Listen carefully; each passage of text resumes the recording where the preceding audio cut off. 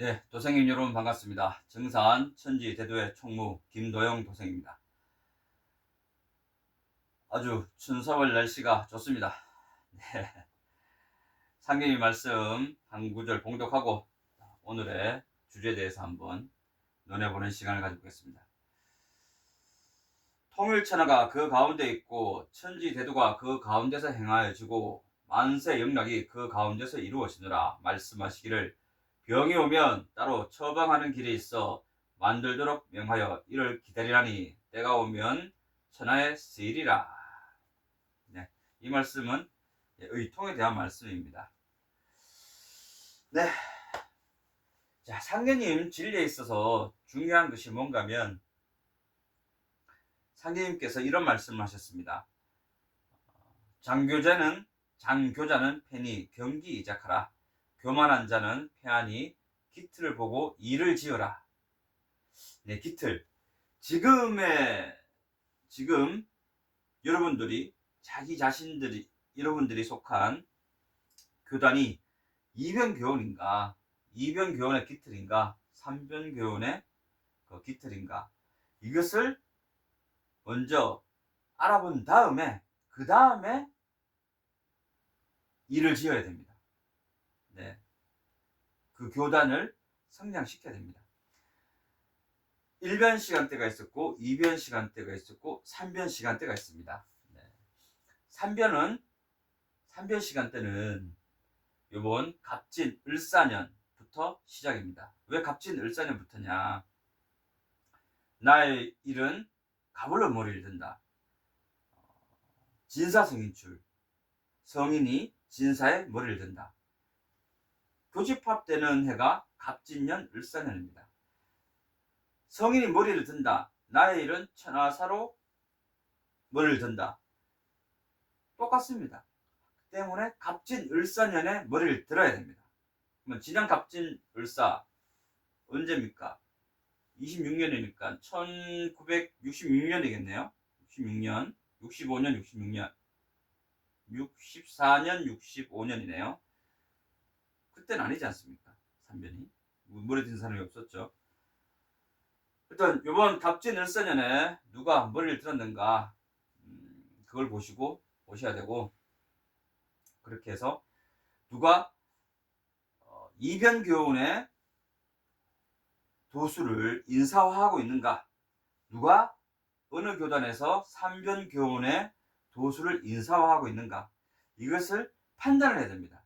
2변이 잘못됐다, 3변이 잘됐다, 이렇게 판단하는 것이 아니라 1변도 상계님께서 2변도 상계님께서 다 공사를 보신 겁니다. 그 공사 내용대로 그 역할을 맡은 분들이 인사화한 겁니다. 그렇기 때문에 잘됐다 잘못했다가 아니라 누가 2변 교훈이고 누가 어느 교단이 3변 교단인가, 이것을 우리는 판단을 해야 됩니다.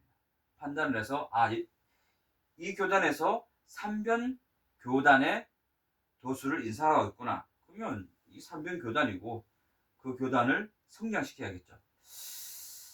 자, 그렇다면 3변 교단과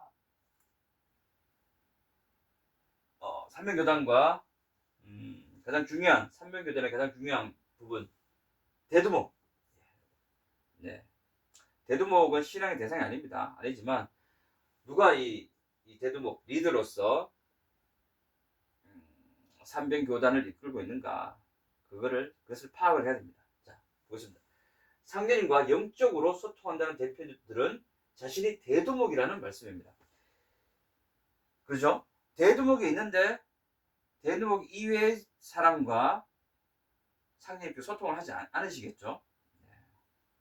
뭐 40대 어떤 젊은 그 대표는 천상에 올라갔더니 고수분님께서 나를 반갑게 맞아주시고 안아주셨다, 뭐 그런 얘기 뭐 많죠. 천상에 올라가서 상계인과 함께 천하사를 논한다.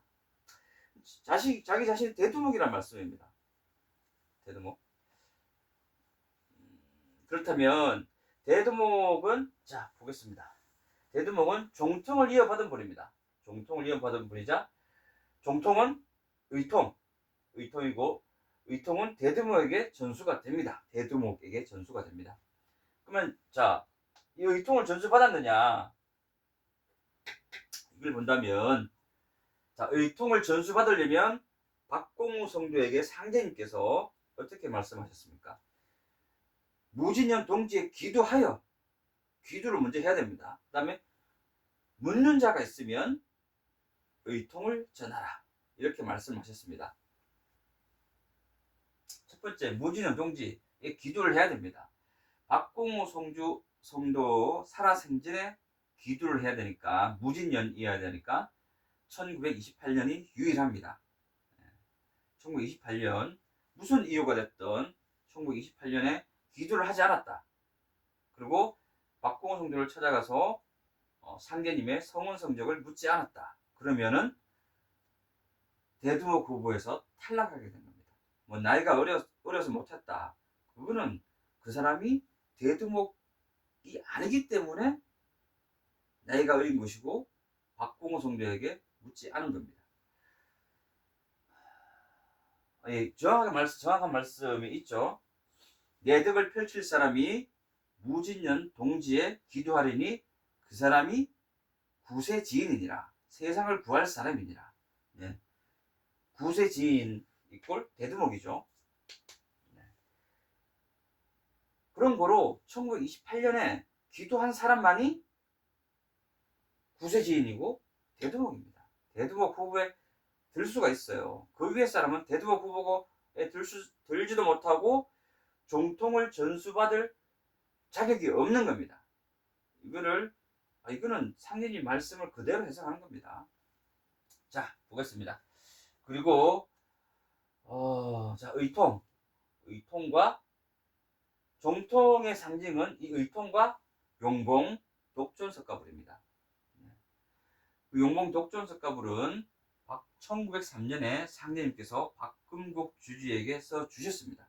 주셨고 박금곡 주지는 비단으로 잘 감싸서 보관하다가 1934년에 대원사의 수행 사전 모임에 참석한 여러 종도들 중에 이중성 선생의 신원을 확인을 하고 용봉 독존석가불 친필을 전수해 주셨습니다. 뭐 정산도 도전에도 기록되어 있고 범증상 교사 거기도 기록이 되어 있습니다. 대순전경에도 그렇게 기록되어 있습니다. 이중성 선생님이 용봉 독존석가불을 전수받았다는 것을. 네. 이분은 그리고 이중성 선생은 무진년 동지에 기도를 하셨습니다. 그리고 종통의 상징인 용봉 독존석가불을 전수받았습니다. 그리고 세 번째로 의통 만드는 방법을 박공우 성도로부터 직접 전수받았습니다. 이 세 가지가 다 가지고 있는 분입니다. 자, 그리고 용봉 독존석가불은 그 형식이 상냥물입니다. 용용자를 거꾸로 쓰고 봉황봉자를 쓰고 독존석가불. 이 형식이 상냥물입니다. 천재집의 상냥문, 그리고 상계님의 친필 사인입니다. 이 친필 사인을 많은 경전에서 실으려고 했습니다. 세상에 널리 공개된 건 1934년부터 공개가 됐고 1차 공개가 됐고 그 다음에는 1988년에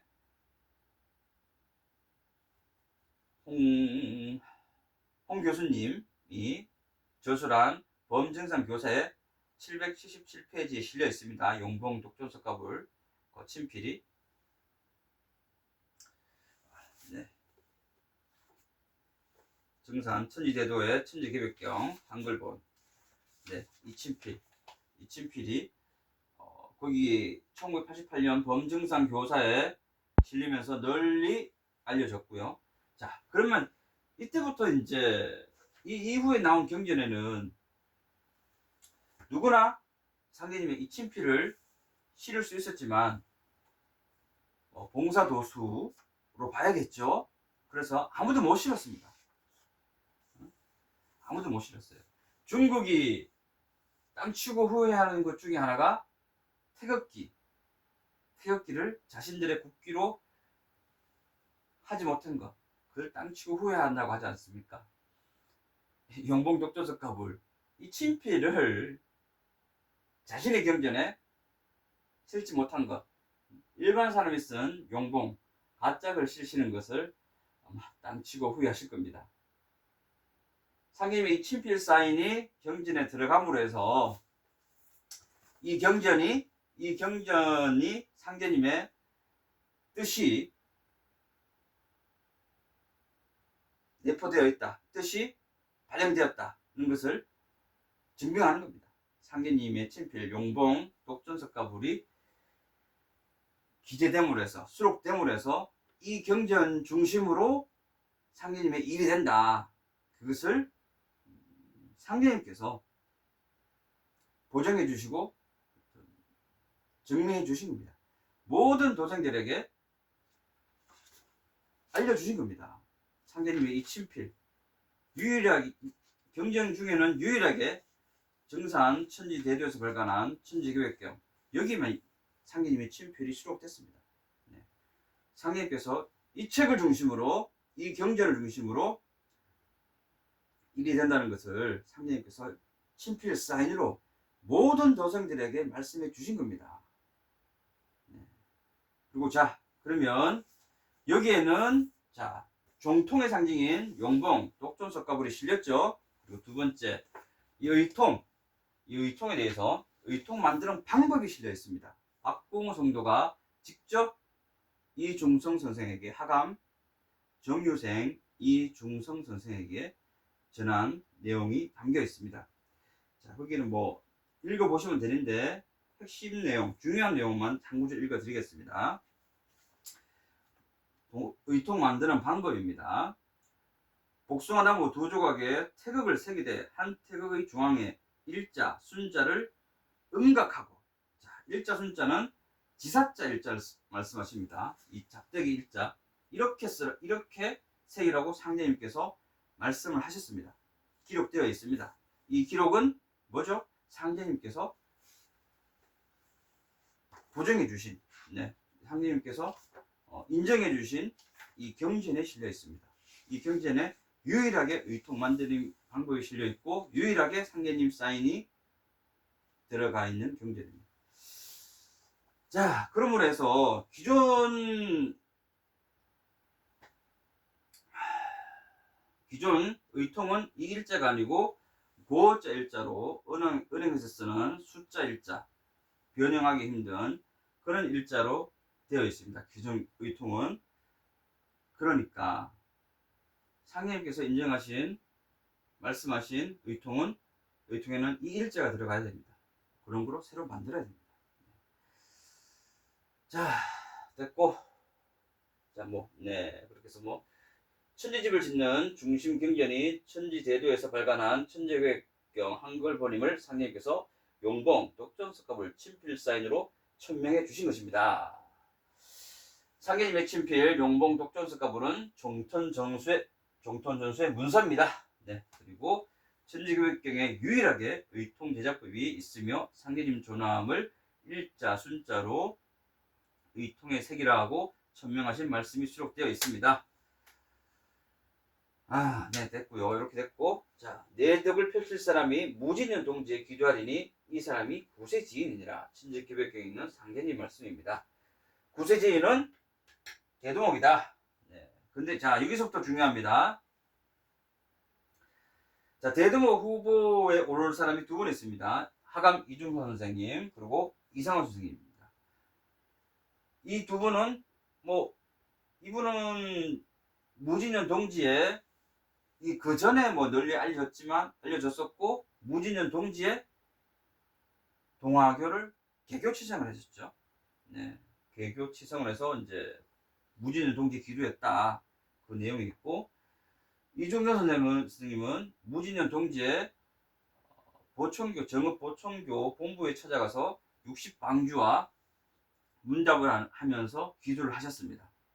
그렇게 해서 박공호 성도로부터 자, 용봉, 독전석가불, 친필을 받은 분도 사람도 당신이고 무진년 동지에 기도한 사람도 당신이니 의통을 전해받으라. 근데 받지 않으셨고 실물 의통을 받지 않으셨고 의통 정언을 받으셨죠. 의통 만드는 정언을 받으신 분입니다.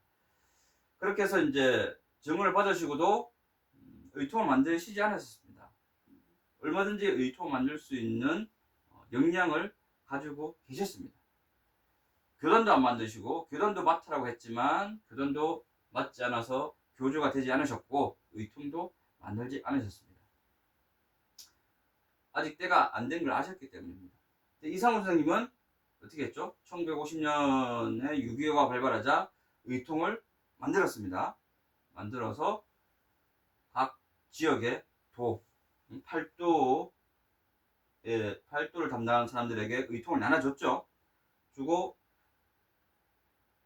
6.25가 끝나고 나서 자, 때가 아니니 다시 의통을 가져와라. 다 가져왔는데 한 충청도를 담당하는 분만 그 의통을 반납하지 않았다고 합니다. 네. 그러니까 때를 몰랐습니다. 네, 그 차이가 있습니다. 이상훈 선생은 그리고 이제 박공성도의 정연에 의하면 이상훈 선생이 무진년 동지 전에 와서 물어서 정언을 하다 보니 의통에 대해서 전하다 한두 가지를 전하지 않았다. 네, 그런 정언을 했다고 합니다. 박공우 성도가. 그래서 이제 그 증거로 이 일자가 상기님 일자가 아니라 고자 일자로 의통에 새겨져 있죠. 여러 가지 또 더 있습니다. 자, 뭐냐? 제가 드릴 말씀은 구세 지인 후보 두 분이 됩니다. 이 두 분은 돌아가셨습니다. 총 한 분은 1958년에 돌아가셨습니다. 이상훈 선생은 1966년에 돌아가셨습니다. 구세 지인입니다. 구세 지인, 대두목이 될 수 있는 유일한 이 두 분이 모두 돌아가셨습니다. 가셨고,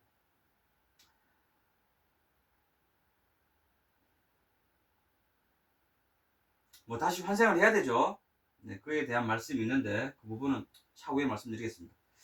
다시 환생을 해야 되는데, 자, 그렇다면 환생을 하려면 1958년 이후에 환생을 하게 됩니다. 그래서 지금 많은 교단들이 있죠. 교단들 중에 1958년 이전에 출생한 대표님은 대두목이 될 수 없습니다. 왜? 대두목이 살아있을 때 태어났으니까, 살아계실 때 태어났으니까 그분은 대두목이 아닙니다. 후보에 들 수가 없습니다. 두 가지가 있습니다. 자, 뭐라 해도 이런 거 다 무시하고도 용봉 독전석가불 이 친필을 경지에 실었으면 그 사람이 종통입니다. 그 경전이 종통을 삼변교원의 중심 경전입니다. 네. 상계님께서는 내가 이 경전대로 앞으로 일이 된다고 상계님께서 보정하셨는데 그 경전을 중심으로 일꾼들이 모여야겠죠. 다 무시하고더라도 일단 이걸 받았으면 용봉 독전석가불이 경전에 실렸으면 거기가 중심 교단이 될 수 있습니다. 아니 됩니다. 그렇게 된다고 보고요. 그리고 또 뭐가 있습니까? 그렇죠. 그리고 또 요거죠. 1958년 이후에 대표님이 태어나셨으면 하여튼 대두목 후보에 얼마든지 올라갑니다. 근데 이 전에 태어난 분은 대두목 후보에 올라오지 못합니다. 그럼 뭐냐? 자, 보겠습니다. 뭔가 어떻게 된 거냐? 자, 방금은 제가 삼변 교단에 대해서 말씀드린 겁니다. 용봉 독전석가불 친필을 저주받았느냐? 받은 교단, 그리고 1958년 이후에 출생했느냐. 세 번째, 의통. 네. 의통을 정확하게 알고 있느냐. 새로 만들려고 하느냐. 이 세 가지에 대해서 말씀드렸고요. 이것이 이제 삼변교훈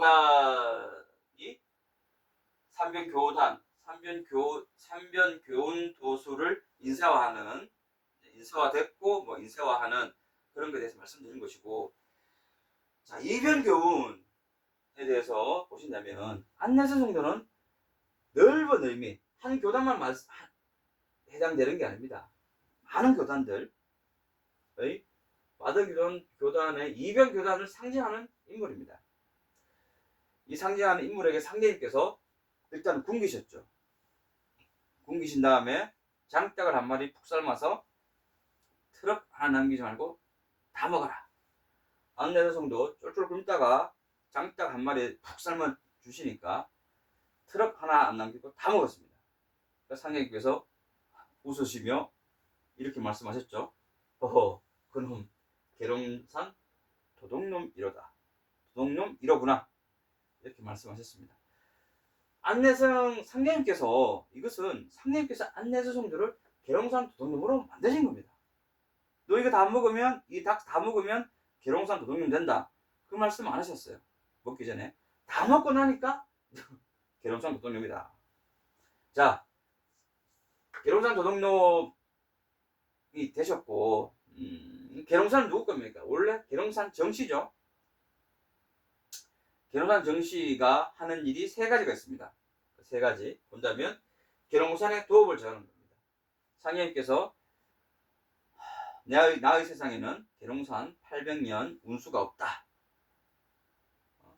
계룡산에 천하가 통일될 터인데, 동서양이 통일될 터인데 계룡산의 도업을 정해서 뭐 하느냐.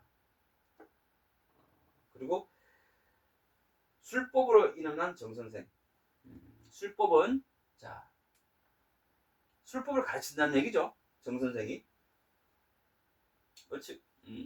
치병, 대표적으로 경증이든 중증이든 수행을 통해서 술법으로 병이 났습니다.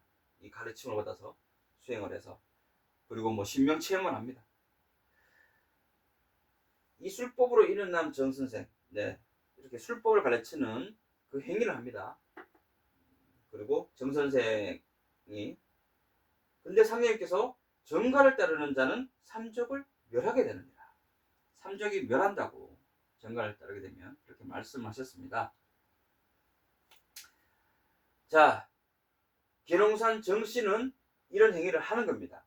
이런 행위를 하는데 안내서 성도가 계룡산 도둑놈이 됐습니다.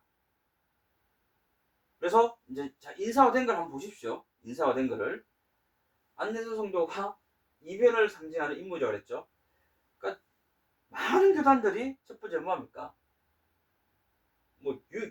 계룡산 도둑놈 도술 이 말씀을 정통으로 받은 교단은 계룡산의 도업을 정합니다. 정하고 많은 교단들이 큰 집을 짓죠.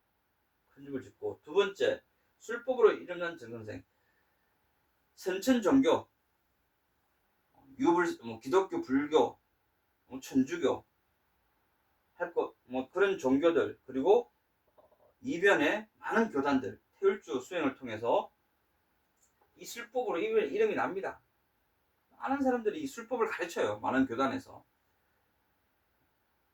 전체는 모든 교단들에도 기도를 해서 수행을 해서 체험을 하고, 신명 체험을 하고 병이 났습니다. 상계님 교단 역시 태율주 수행을 해서 이변교원 그 삼덕교 곡주 한 지역 대표가 곡주인데 제가 사는 마을에 살고 계셨습니다. 그래서 이제 겨울에 게 잡아놓고 게장국 먹으면서 수행을 하면 상투가 천정이 되고 목침이 둥둥 떠다니고, 그랬답니다. 그러니까 이렇게 계룡산의 도업을 정하고 술법으로 이름을 얻고, 근데 상님께서 술법으로 이름 얻은 것 참 좋은 거 아닙니까? 취병을 하고 수행을 해서 참 인간만이 그 수행을 해서 그런 공중부양이라든지 여러 가지 기적을 폭풍환호하고, 네. 좋은 거 아닙니까? 근데 상님께서는 이 정선생을 어떻게 하셨습니까? 폐인으로 만드셨습니다. 왜 폐인으로 만드셨느냐? 이런 체험을 하면 도와 술이 있는데 그러니까 삼변이냐, 이변이냐, 삼변이냐, 이 진리가 참이냐, 거짓이냐, 이것을 구분하지 않고 이 술법을 체험하게 되면 그냥 믿어버리게 됩니다. 아, 여기가 하느님 진리다. 여기가 정말 하느님 진리다. 어? 내 병이 나왔는데, 내가 막 몸이 궁중이 붕붕 뜨는데, 참인지 거짓인지 이변인지 삼변인지 그것을 구분하지 않고 믿어버리기 때문에 상제님을 올바로 진짜 상제님을 못 믿게 되기 때문에 상제님께서 술법으로 일어난 전선생을 폐인으로 만드셨다. 저는 이렇게 생각을 합니다. 근데 또 정가를 따르는 자는 삼족을 멸하게 되느니라. 삼족을 멸하는 유일한 제목은 역적입니다. 역적 죄를 지었다는, 정가를 따르는 사람은 역적 죄를 지었다는 말입니다. 자, 역적 죄에 대해서 상제님께서는 어떻게 말씀하셨습니까? 천자를 모시면서 천자를 도모함은 반드시 역적놈이라. 이 천자, 상제님께서 천자는 두 가지 의미로 쓰셨습니다. 상제님 당신, 하느님을 천자라고도 하시고 일국의 임금을 천자라고도 하셨습니다. 상제님께서. 자, 여기서 천자는 하느님, 상제님을 뜻하는 겁니다. 일국의 천자가 되는 게 어떻게 역적이 되겠습니까? 하는 상제님 입장에서 하느님을 도모하는 그 사람이 역적놈이다. 그러니까 정가를 따르는 자는 삼족을 멸한다. 역적의 죄를 짓는다는 겁니다. 정가는. 자, 하느님을 모시면서 하느님을 도모하면 반드시 역적놈이다. 그래서 삼족을 멸하게 되는 겁니다. 많은 교단들이 지금, 그죠? 상제님 이후 상제님만이 유일하게 하느님인데, 뭐 어느 큰 교단은 상제님이 세 분이 계신다. 그렇게 하고, 어느 교단은 천지를 사체 하느님 교리를 내세워서 하늘은 상제님, 땅은 구수부님, 그리고 일은 큰 스승님, 월은 뭐 작은 스승님, 이렇게 표현을 합니다. 수건님께서 나의 근본이 1월이다. 내가 1월 수부다. 이렇게 말씀하셨는데, 그 1월을 두 분 스승에게 붙이면 그거는 고수부님의 그 1월을 찬탄하는 게 되고 역적의 죄를 짓게 되는 겁니다. 고치시면 됩니다. 고치셔서 참 큰 일꾼이 되시면 됩니다. 이런 다른 죄는 뭐 벌 받고 이러면 되지만, 이 역적죄는 아무리 큰 공덕을 세웠어도 역적죄에 걸리면 삼족이 멸하게 됩니다. 네. 아니, 두 분 그 스승에게 기도 안 하면 어떻습니까? 안 하면 뭐 큰 벌 내립니까? 안 내리지 않습니까? 존경하시면 됩니다. 존경하시고, 존경을 넘어 사배신고 드리고 살아있는 사람 분에게도 기도 드리고 이러면 역적의 죄를 짓게 됩니다.